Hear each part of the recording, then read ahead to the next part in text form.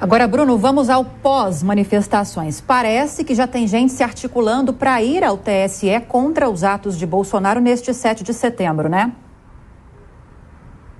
Exatamente isso. E são diversos, são representantes, advogados, o senador Randolfo Rodrigues também, que diz que vai recorrer ali aos ministros do STF, à Suprema Corte Eleitoral, inclusive, sendo mais exato, advogados da campanha do ex-presidente Lula, né, do candidato Lula, que na tentativa aí, na corrida eleitoral, afirmaram numa representação já enviada que o seguinte, que o atual presidente e candidato à reeleição, Jair Bolsonaro, usou a estrutura do Estado, as Forças Armadas, que montou essa estrutura onde o discurso acabou sendo realizado e divulgando também em diversas emissoras do governo federal, inclusive usando isso totalmente a favor de uma campanha eleitoral, que isso não é aceito. Usar o dinheiro do Estado, do governo, para de fato utilizar no ato de campanha, como foi feito inclusive no Rio de Janeiro.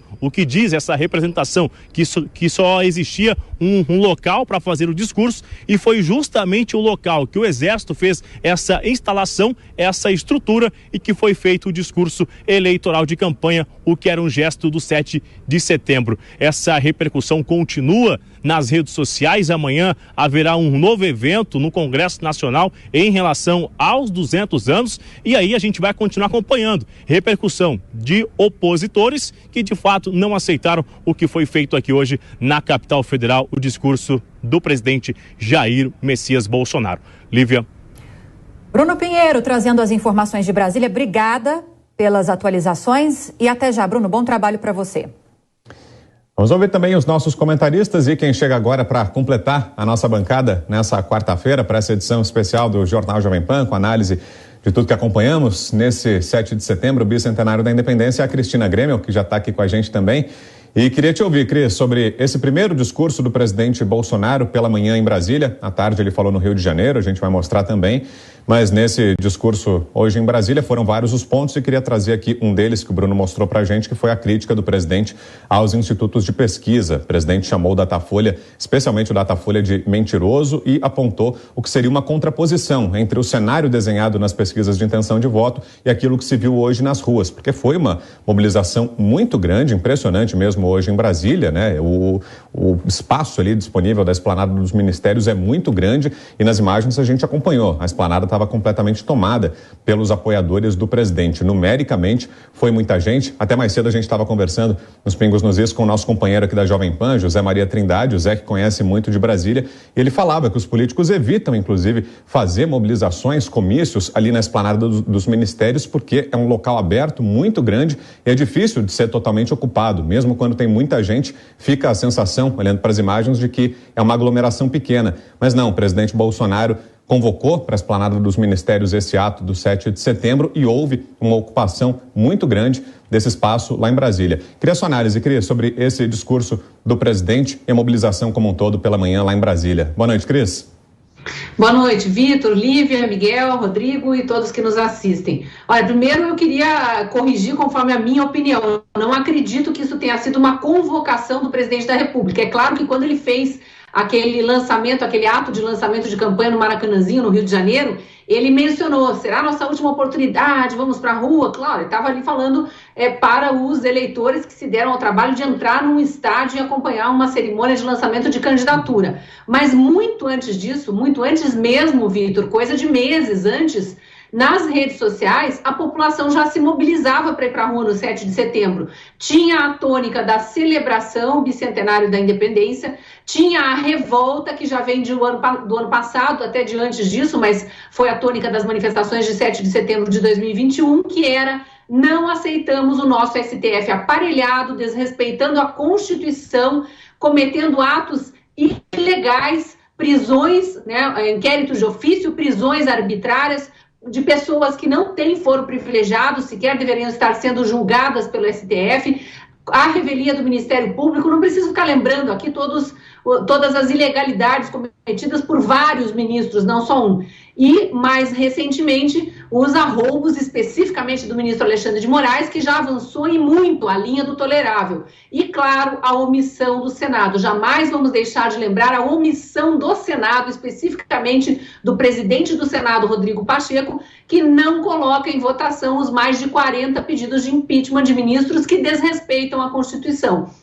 Então, esse caldo todo é que fez a população, parte da população, é verdade, mas uma parte considerável, começar a se mobilizar para em 7 de setembro voltar às ruas. Aí sim, depois houve uma convocação, mas as pessoas não estavam na rua hoje porque o presidente convocou. Não era um ato de campanha convocado pelo presidente, como a oposição tenta fazer parecer. E muito menos, mas muito menos, um ato antidemocrático ou para mostrar o tamanho do fascismo no Brasil, como andou dizendo aí o ministro Barroso. Então, é legítimo, era um dia de celebração da pátria, eu só lamento que haja tantos brasileiros que não consigam vestir a camisa verde e amarela e dizer que amam o seu país, torcer pelo seu país, reconhecer as melhoras, quando há melhoras no andamento da vida brasileira, na economia e tudo mais, para ficar preso num discurso rançoso, retrógrado, mofado dessa esquerda que quer destruir o Brasil e quanto pior,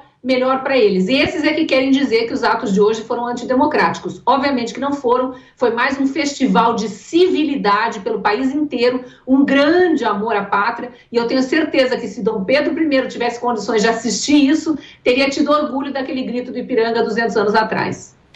Agora, Constantino, como a Cris mencionou agora, boa parte da oposição ao governo federal viu caráter eleitoral nos discursos do presidente Jair Bolsonaro, tanto em Brasília como também no Rio de Janeiro, mais ao fim da tarde.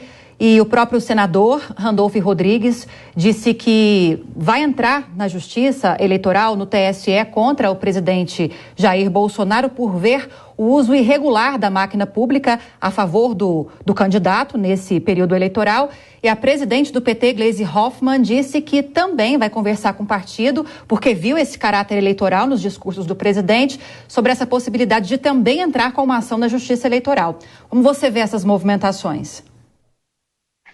Eu vejo como o famoso e eterno e sagrado jus experiendi da oposição, que tem inveja, que não consegue colocar essa multidão nas ruas, que não sente o orgulho patriótico e prefere a Internacional Socialista ao hino nacional ou o vermelho ao verde e amarelo da nossa bandeira, e eles estão olhando assustados, estupefatos para o tamanho, o clima festivo, o patriotismo, as famílias todas presentes nessa festa de hoje. Agora veja, quanto a dizer que o presidente fez uso eleitoral da prerrogativa do bicentenário, existe uma solução. A esquerda pode até ser que apresente isso. A literatura ajuda, chama-se o Visconde Partido ao Meio. Então agora pode-se sugerir que o presidente Bolsonaro seja de alguma maneira cortado ao meio. E aí vai ficar assim impedido de você ter o candidato Jair Bolsonaro à reeleição se misturando de alguma forma com a figura do presidente da República numa data que é uma data patriótica e que a presidência da República precisa fazer parte. Aliás, eu prefiro apontar para a omissão de outros poderes, como, por exemplo, o presidente do Judiciário, na figura do Luiz Fux, do STF.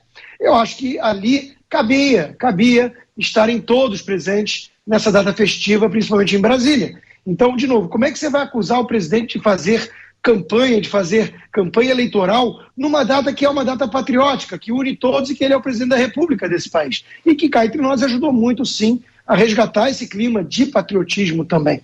Então, o que a esquerda quer é o impossível e, na verdade, não é que ela queira isso. Ela quer mais narrativa, mais interferência do TSE na campanha eleitoral para tentar, de alguma forma, distorcer o jogo e criar dificuldade para o presidente. Se tem a reeleição, se ela é prevista, permitida, não há alternativa. A figura do presidente vai ser sempre a figura também do candidato. E, Daúde, aproveitando que o Constantino tocou nesse ponto, queria te ouvir justamente sobre as ausências desse ato de hoje em Brasília, porque houve convites aos chefes dos outros poderes, ao presidente do Supremo Tribunal Federal, ministro Luiz Fux, aos presidentes da Câmara, deputado Arthur Lira, e do Senado, Rodrigo Pacheco, para que eles também participassem desse ato em Brasília, mas eles não compareceram. Só o presidente Jair Bolsonaro é quem esteve lá. Você acha que eles deveriam ter aceito, deveriam ter participado? Não tenha dúvida que sim, Brau, boa noite a você, boa noite a Cristina.